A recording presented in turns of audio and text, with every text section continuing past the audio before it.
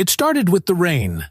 Not the kind of soft, cinematic drizzle you see in indie films.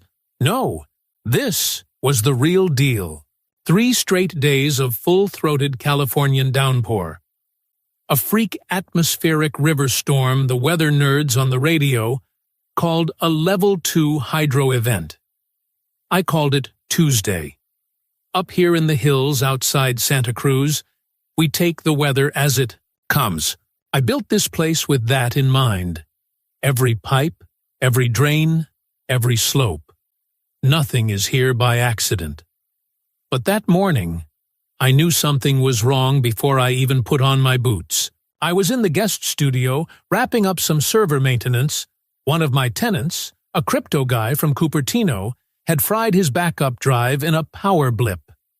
I heard this low, guttural sound, like a clogged throat echoing from beneath the house. It wasn't wind. It was heavier. Wet. My stomach twisted. I grabbed my coat, ran out into the rain, and pulled open the hatch to the main house's utility basement. And there it was, a shallow brown lake where my inverters used to live, water up to my ankles, solar power system toast. The air stank, not just of mud, but of something sour, bacterial. Worse, the runoff had made it into the server cabinet in the studio, equipment blinking like dying fireflies. Down in my workshop, the situation was no better. Custom tools, soaked wood, a disassembled drone sitting half-submerged like a crashed UFO. I didn't panic. I documented. That's what you learn when you build a home with your own hands. Never trust the weather, always trust the footage. I pulled up the perimeter cam feeds. Nothing out of the ordinary from the west side. From the orchard slope, same. But then, the northeast line, where the boundary butts up against that derelict hovel my charming neighbor calls home, that's where it got interesting. The camera caught it all. A violent flow of water barreling down a channel. No, a damn trench, freshly carved into the incline behind my property. It wasn't erosion. It was deliberate. Concrete poured like a gutter. I followed the timestamp. It started before midnight, crescendoed at 4 a.m., and by 5, the sludge was breaking into my side like a thief in the night. I paused the footage. Then I exhaled, slowly, with a kind of cold focus I hadn't felt since building the underground bunker during wildfire season. I knew exactly where I was going next. I threw on my rain gear and hiked up the slippery path that cuts behind the east fence. The closer I got, the more obvious it became. The trench was no natural runoff.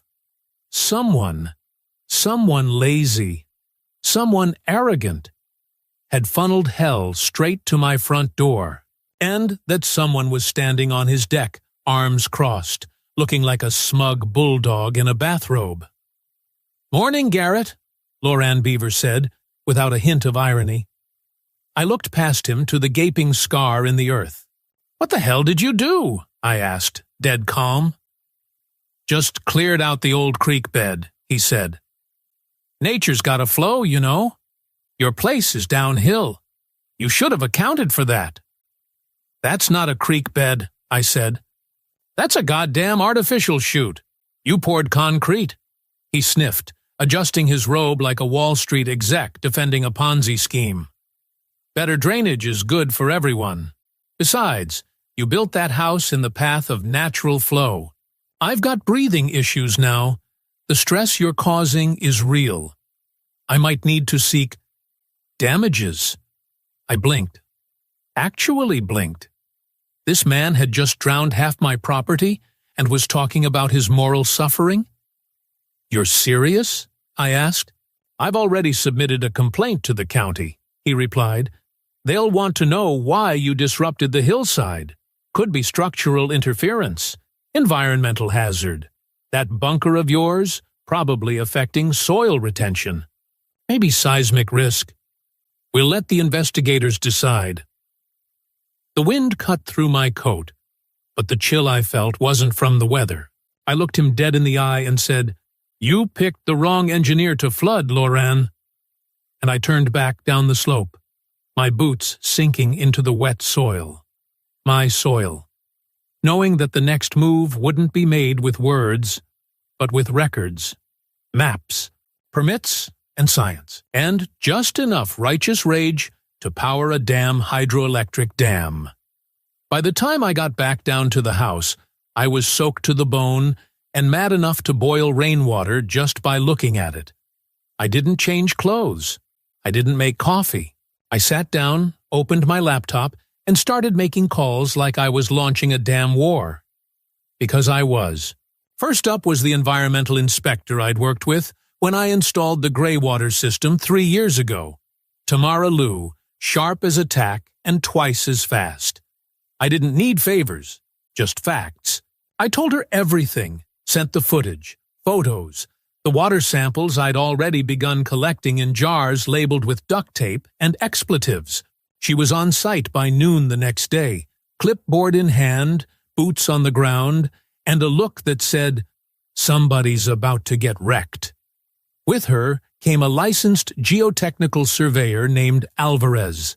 Not someone I knew, but one of those guys who speaks in slope percentages and soil porosity the way most people order lunch. He started mapping the trench system with a laser level, and within 20 minutes he muttered, "Jesus Christ. This is civil negligence with a shovel." They documented everything. The illegal cut. The fact that the trench ran just outside Beaver's legal property line. Skirting it like a snake avoiding a noose. They noted that there were signs of gray water discharge, a term which, in layman's terms, means this maniac might have connected his laundry and kitchen drains to his artificial ditch. Tamara took a sample of the water still pooling in the lowest corner of my garden. The smell alone could have filed a complaint. By the evening, I had official letters of findings in my inbox. The trench wasn't just illegal. It posed an active threat to hillside erosion, potential mudslides, and groundwater contamination. And based on early analysis, the water that invaded my basement and server room contained elevated levels of coliform bacteria. We're talking fecal contamination, not just runoff. That meant one thing. Loran hadn't just redirected the rain. He'd piped in his waste. Next step?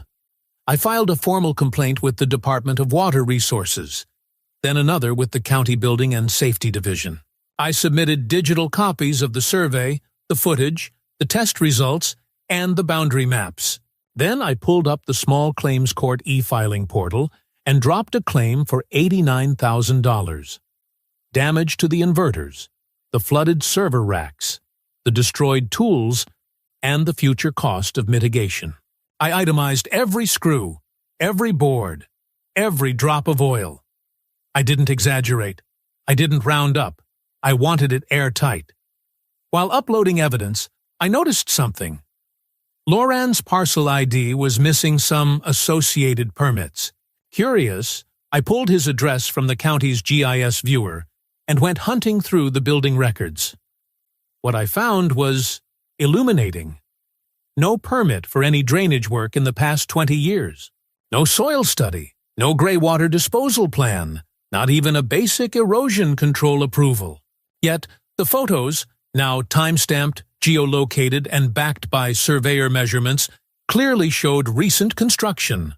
Poured concrete, plastic tubing, and makeshift filtration built from literal cinder blocks and a coffee can. He had MacGyvered a sewer into a grenade. I called Tamara again. She said she'd already escalated the sample results to the regional office. "This isn't just civil," she said. "This might be criminal if he's discharging untreated gray water." When I told her Loran had already filed a complaint against me, she laughed so hard I thought she dropped her pen. "He's in for a bad week," she said. "I was counting on it." By nightfall, I had a zip folder labeled Counterstrike sitting on my desktop.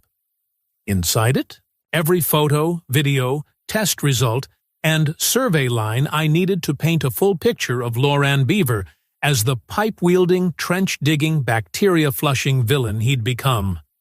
And this time, the slope wasn't working in his favor.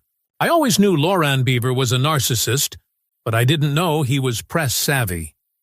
3 days after I filed the environmental complaints, a buddy of mine from town texted me a photo of the Santa Cruz Sentinel front page.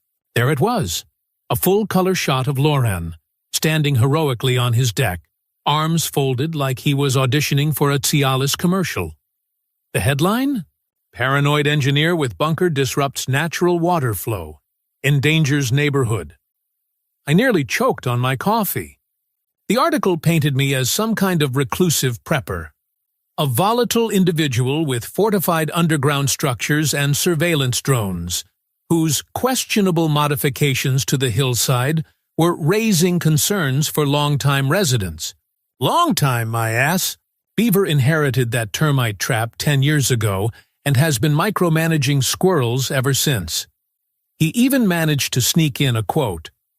"I've lived peacefully for decades, and suddenly this bunker guy shows up and starts manipulating nature. It's affecting my breathing. The anxiety's unbearable." Breathing issues. Again, I guess filing multiple environmental violations while your yard smells like a truck stop urinal isn't stressful at all. I didn't rage tweet, I didn't call the paper.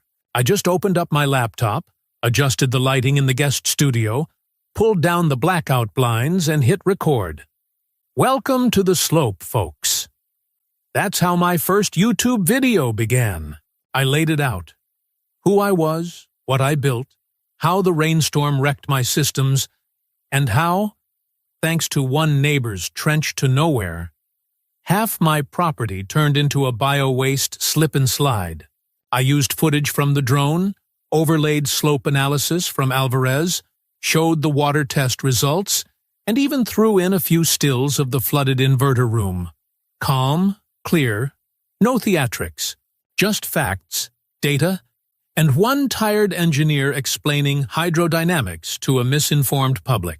I posted it under the title, "When Gravity Meets Stupidity, My Neighbor Built a Trench That Destroyed My Home."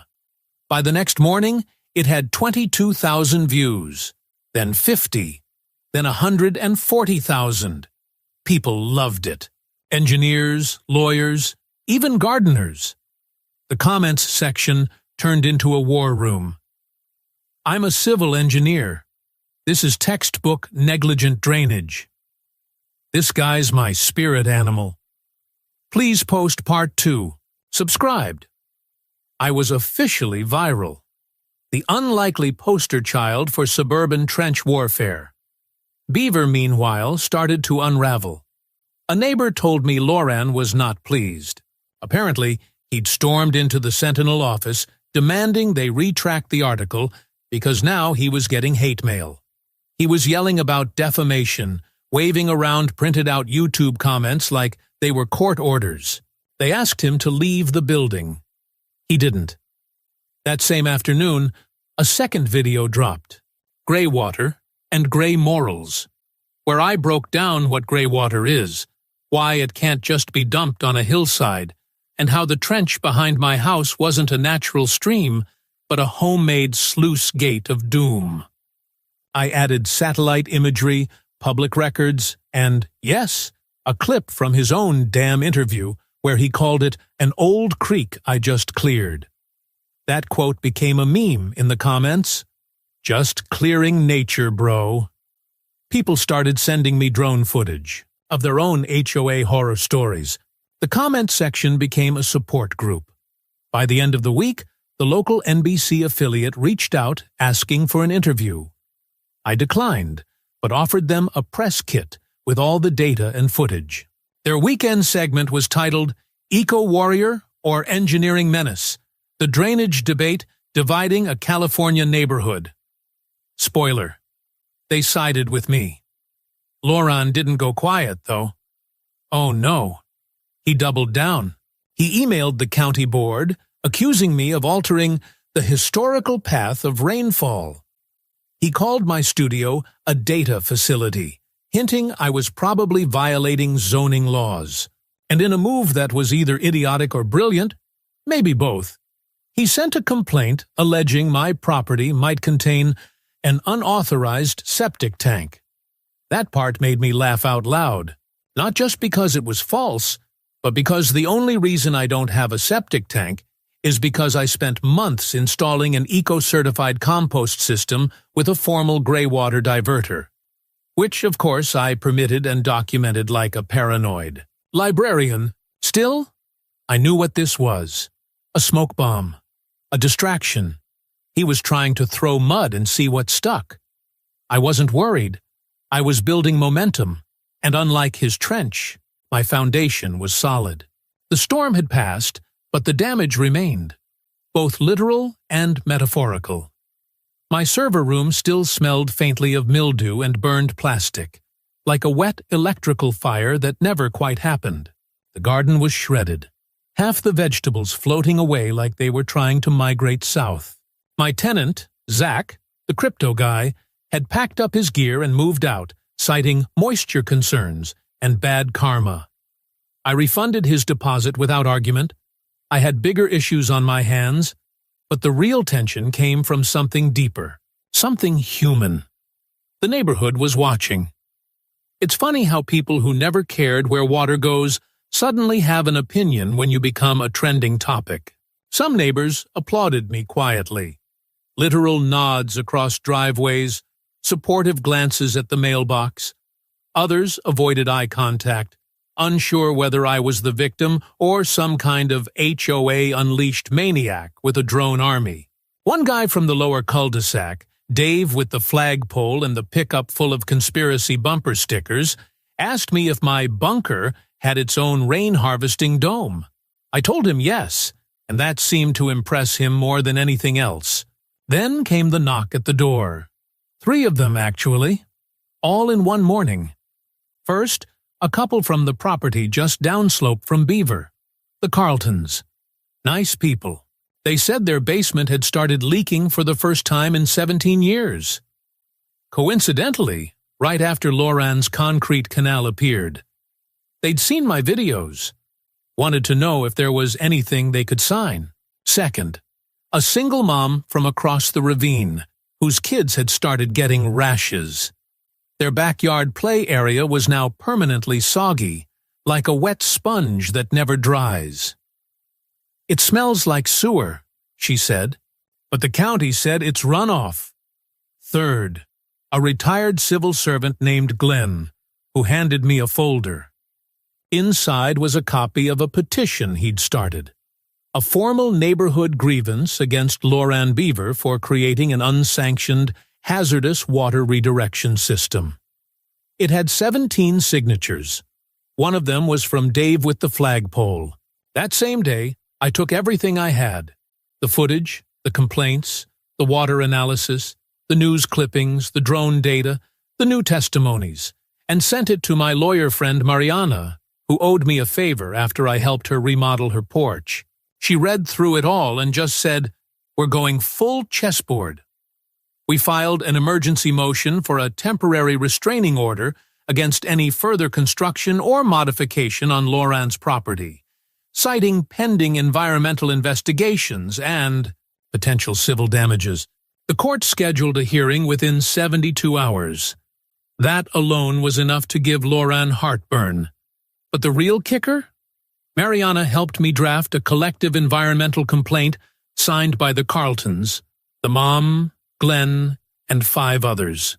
We submitted it to the county as a community impact filing, which, under Section 13.6 of the Local Watershed Protection Code, triggered an automatic review by a joint task group. Basically, we'd gone from angry neighbor to organized water insurgency. To top it off, I updated my YouTube with a 4th video. When one trench affects 10 homes, how water finds a way, and so do we.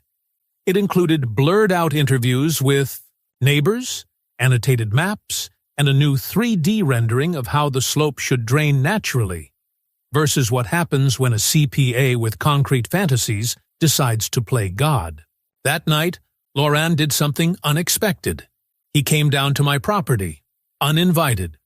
No camera crews, no press, just him, standing at my gate in a too-tight windbreaker and a face that looked like he hadn't slept in days. "I just came to talk," he said. I didn't open the gate. "Talk from there." He shifted his weight. "This is getting out of hand. You're ruining my name. I've lived here longer than you. You've also poisoned more soil than anyone I know." He clenched his jaw. "You want a number? Fine. What's it gonna take to make this all go away?" I almost laughed. "You think this is a shakedown?" He didn't answer, just stared. There was something feral in his eyes, like a cornered animal that still thought it could bite its way out. "I'm not here for your money, Loran," I said. "I'm here to make sure you can't screw over anyone else on this hill again." He turned and walked back up the slope. I watched him go, and for the first time, I saw it. Not just arrogance, panic. He'd built a wall of numbers and paperwork his whole life, and now it was cracking. Tomorrow was the court hearing, and I had a feeling the trench wasn't the only thing about to collapse. It was barely past sunrise when the first white truck rolled up the hill. No sirens, no warning, just 4 unmarked vehicles with government plates and clipboards instead of badges. I stood on my deck with a coffee in hand, black, no sugar, and watched it all unfold like the slowest, most satisfying documentary I'd ever seen. They weren't here for me. The lead car turned right at the fork, bounced up Loran's cracked driveway, and parked at the base of his leaning carport. One by one, they stepped out. 2 from the Environmental Health Department, 1 from County Building and Safety, 1 from the Sanitation Division, and a 4th I didn't recognize. Turned out later, she was a state-level engineer on special assignment, a full-blown inspection task force. I couldn't help myself. I launched the drone, not for footage this time, just for perspective. Like watching a chessboard from above while knowing exactly which piece was about to fall. Loran must have heard them too, because 30 minutes later, I spotted him on his porch in yesterday's shirt, waving his arms like he was conducting an orchestra of excuses. It didn't work. They weren't here for negotiations. They were here to document. From my feed, I saw them measuring the trench depth, sampling the runoff, tracing a pipe, yes, an actual pipe, sticking halfway out of the ground like a guilty straw. At one point, one inspector held up a tablet and pointed to what looked like county records. The other just shook their head. I had a pretty good guess what that conversation was. By mid-morning, the 4th truck arrived with 2 more inspectors and what looked like ground-penetrating radar equipment. One of them unrolled a schematic, not Loran's, but a county map, and started marking where the boundaries should be. Around noon, they knocked on my door. I invited them in, offered water, showed them the footage, and handed over printed copies of every document I'd gathered. They barely had to ask questions. I had already labeled each folder. One of them chuckled. "You're more organized than our own office." "They don't let you design self-sustaining homes without knowing how to alphabetize disaster," I replied. When they left, they thanked me and said they'd be delivering a multi-agency report to the county attorney's office within 72 hours. They didn't say it outright, but the tone was clear. Someone had crossed the line, and not just the property one. Then came the cherry on top. Court. The hearing wasn't a dramatic Perry Mason showdown. It was civil court. All drab walls, humming fluorescents, and a judge who looked like he'd rather be fishing. But the moment the inspector submitted the preliminary report into evidence, you could feel the air change. The document confirmed unpermitted drainage modifications, discharge of gray water and suspected black water into non-treated zones. erosion risk to multiple parcels downhill. Fabricated documents submitted by Mr. Beaver in prior permit filings. Yeah. That last one hit hard.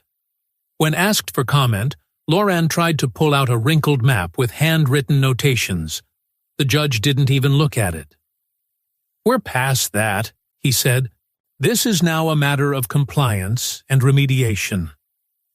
Final ruling: immediate cessation and removal of the trench system. Installation of an approved drainage system at certified contractor level. See? Civil penalty of $60,000 for environmental endangerment. $105,000 in damages awarded to me. Referral to the district attorney for investigation of document falsification. Loran didn't speak, not a word. Just sat there like someone had unplugged him. I didn't gloat, not in court. I walked out without making eye contact, got into my truck, and turned the radio to the classical station. Something about violins always made victory taste cleaner. That night, I uploaded Video 5. When the system works, what happens after you stand your ground and build it right the first time? I didn't even need narration. I let the clips speak. The inspections, the courtroom, the creak that wasn't a creak, overlaid with quiet cello and soft captions. It trended. Again. And somewhere up the hill, in a house with no permit, no septic, and no sense of shame left, a man probably stared out at the dark, wondering where it all went wrong. The check from Loran's insurance carrier cleared 11 days after the judgment. I watched it arrive in my mailbox like a relic from another timeline, embossed, watermarked, and silently soaked in humiliation.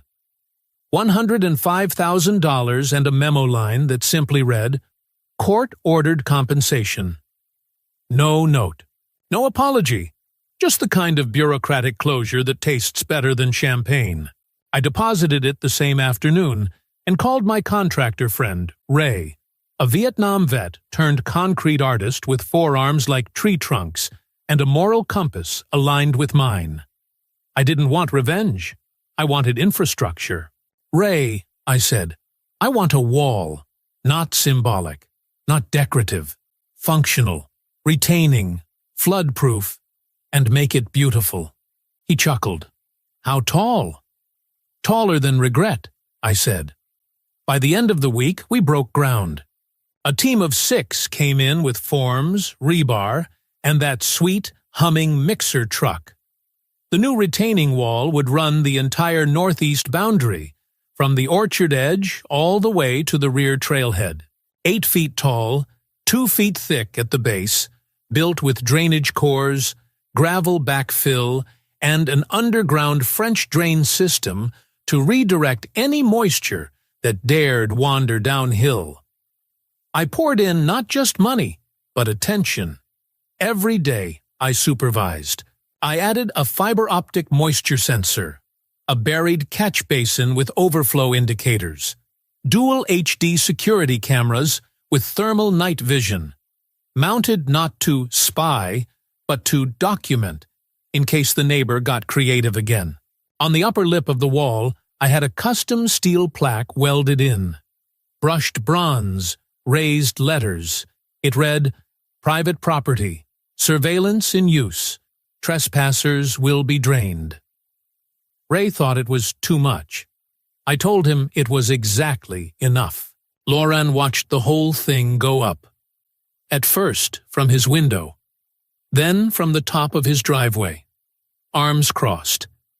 He didn't say a word. Just stood there as day by day the wall rose like a concrete verdict between us. At some point, he stopped showing up. But his house, once smug in its elevated position, now looked like a poorly maintained outpost glaring over a fortress. Meanwhile, my YouTube channel kept growing. I wasn't chasing fame, but the story resonated. People started sending me footage. Other trench-related crimes, drainage disasters, HOA showdowns. I started a side series, Hydro justice, drainage gone wrong. One woman from Arizona said my video helped her fight back when her HOA tried to force her to rip out her xeriscaping. Another guy from Oregon built a backyard swale based on the slope maps I'd shared. I guess you could say I'd accidentally created the water rights whisperer movement. But the strangest development came via email. A user named ShadeTreeCPA1962, anonymous but not clever, messaged me through the site's contact form. Hope you're satisfied. You ruined a man's life. I hope you get flooded again. Maybe next time you'll think twice about acting like a hero. No name, but I knew the syntax. Loran couldn't help himself. Even in anonymity, he wrote like a spreadsheet with a grudge. I didn't reply. I did, however, forward it to my lawyer, along with the IP address metadata from the message headers. Mariana called me 2 hours later, laughing. Your guy sent this from his own home Wi-Fi. I couldn't make this up if I tried. I let it sit. Not everything needed retaliation. Some things just needed a file folder and the right occasion. But karma moves faster than I expected. Late one night, I was testing the new security cams, just giving them a range check. I noticed movement on the slope above the wall. 2 figures, flashlights, one with a shovel. At first, I thought Loran was back at it, trying to dig another drain like a rat that couldn't help itself. But when I zoomed in, I realized it wasn't him. It was 2 contractors. They looked confused, muttering, gesturing at the hillside. Apparently, someone had hired them to evaluate erosion risk. But when I called out from the deck, spotlight flaring, they bolted, left the tools behind. Next morning, I found a folded invoice tucked into the dirt near the wall. Preliminary Soil Stabilization Consultation. Property: 239 Winding Creek Road. Client: L. Beaver. He was still trying, even after fines, walls, court losses, still trying to twist the narrative, reshape the land, dodge accountability with technicalities. The only thing eroding now was his dignity. A week later, the county posted a new sign on his fence. Parcel under review. Compliance pending. Then came the audit. The audit notice went up quietly. Just a white paper laminated and stapled to Loran's fence post like a forgotten flyer for a lost dog. But to me, and probably to him, it might as well have been a warrant carved in stone. It meant the IRS was looking, not just glancing, digging. The timing wasn't a coincidence. Months earlier, I'd forwarded a polite anonymous tip, complete with screenshots, property rental listings, and a few quotes from an old tenant who thought he'd been paying under the table for short-term executive housing. I didn't know whether it would go anywhere, but apparently it did. Loran disappeared for a few days after that. I didn't see him. No shouting from the deck. No passive-aggressive humming while watering his sad patch of lawn. Just silence. The only activity at his house came from men in suits with briefcases and clipboards. Government-issued blandness with the power to ruin someone's entire financial ecosystem. He'd built a life on controlling numbers. Now they were turning against him. Meanwhile, things on my end settled into a strange new normal. The wall was finished. The cameras were online. The garden was coming back, helped by a series of raised beds I'd built with repurposed wood from my old water-damaged tool storage. The studio was back in business, and a new tenant, a software dev who moonlighted as an indie game designer, moved in. We joked about turning the entire saga into a simulation game. Trench Wars, Suburban Showdown. I wasn't entirely kidding. YouTube kept growing. I crossed 200,000 subscribers somewhere between the soil stabilization series and a Q&A I filmed in the bunker. One commenter said I'd single-handedly made hydroengineering cool again. I didn't respond, but I did smile. Then came the letter. Certified mail. No return address. I opened it at the kitchen counter while waiting for tea to steep. Inside was a single sheet. You win. They're taking everything. I hope it was worth it. No signature. Just that. I set it down, poured the tea, and stared out at the slope beyond my wall. Rain was coming again. Light this time, soft and gray, like the fog that rolls off the Pacific. And for the first time in a long while, I wasn't nervous. The land was holding. A week later, the for sale sign went up in Lauren's yard. Cheap metal, stuck in the soil like a white flag. The listing was bare bones. Rustic fixer-upper with hillside views. No mention of legal headaches, structural violations, or court-ordered drainage retrofits. Just a hollow house on unstable ground. Both literal and metaphorical.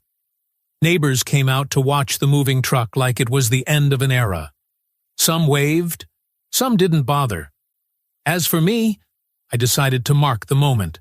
I invited a few of the neighbors over, the Carltons, Glenn, even Dave with the flagpole, for a small gathering. We grilled, we drank. Someone brought brownies.